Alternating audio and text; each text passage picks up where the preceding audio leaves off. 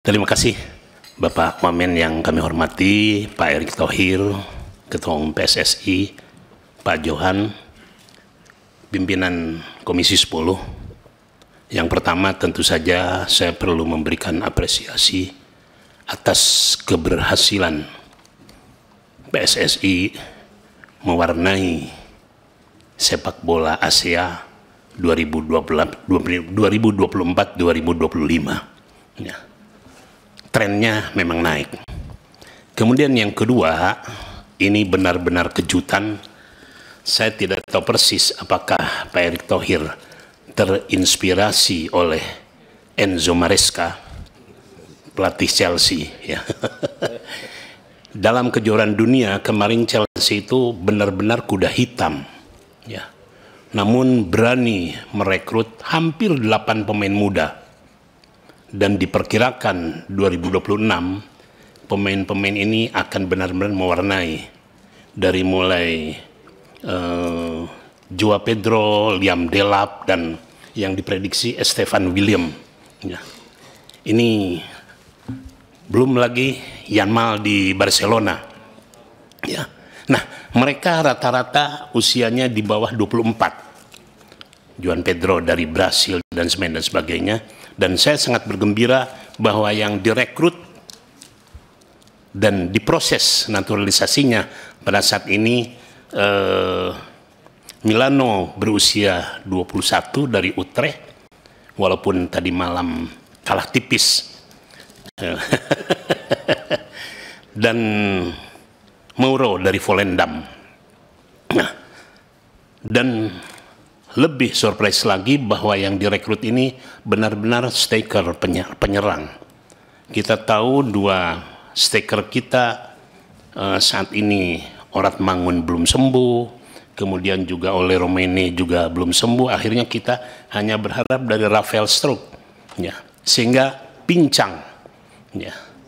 Dan sementara ini pemain-pemain kita nampaknya belum bisa melapis, ya.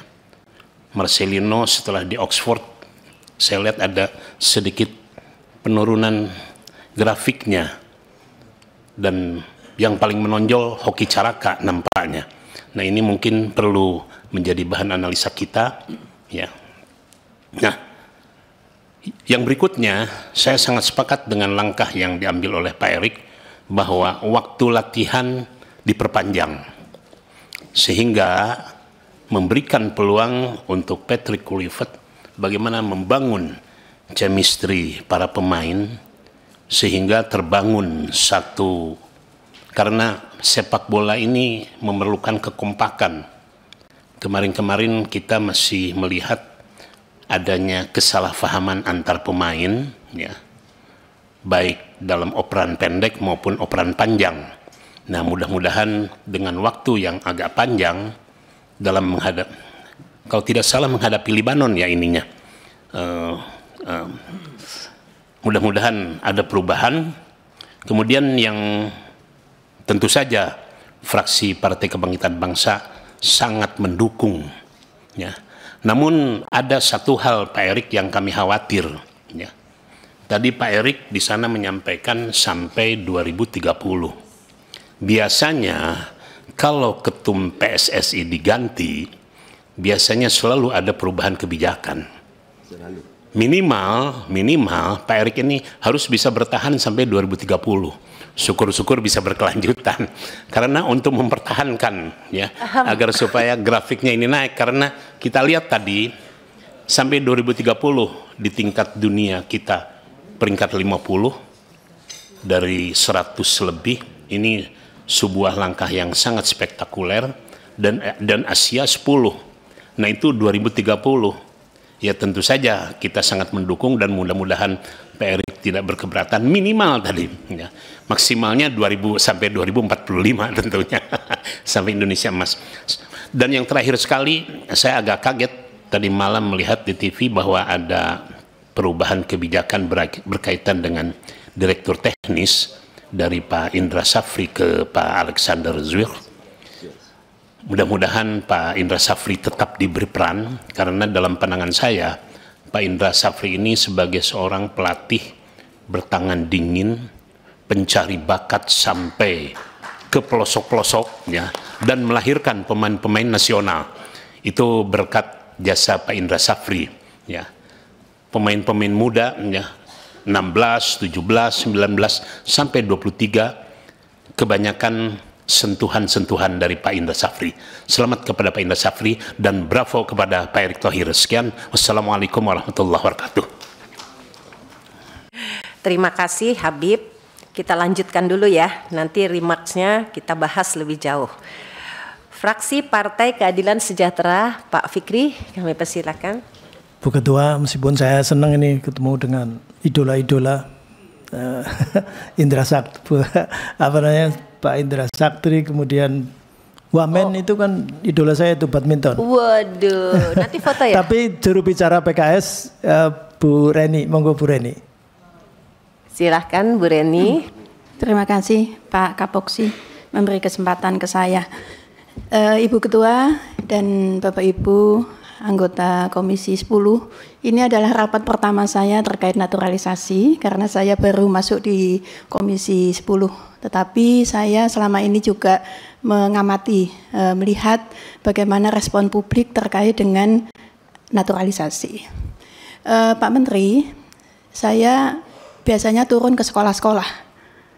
Bahkan sekolahnya Rizky Ridho itu pernah saya datangin karena saya dari Surabaya. Ya. Ketika saya ketemu dengan anak-anak, saya bertanya cita-citanya apa? Gitu.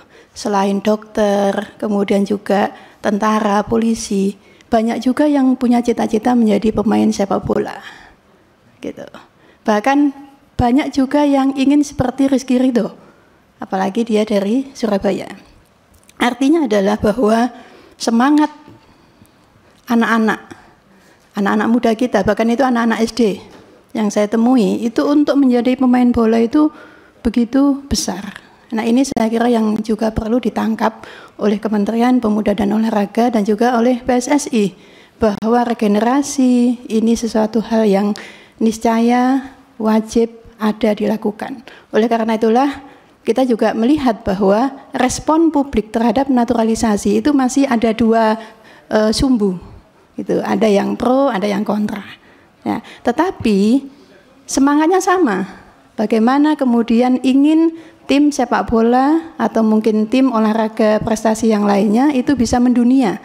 Kita punya prestasi di kancah global. Indonesia semakin harum dikenal itu.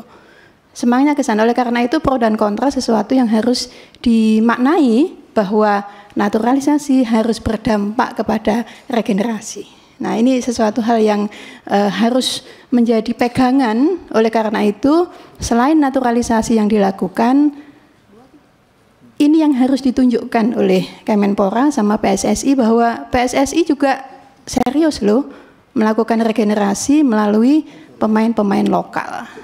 Oleh karena itu sekali lagi selamat atas upaya yang dilakukan untuk meningkatkan prestasi olahraga di kancah dunia dan juga kepada seluruh pemain naturalisasi yang hadir yang akan bergabung menjadi tim di tanah air karena juga punya darah Indonesia, dan ini bagus saya kira ditunjukkan orang tuanya siapa, neneknya siapa, kakeknya siapa. Saya kira ini penting dan ini juga perlu dipublikasikan ke masyarakat supaya tidak ada keraguan.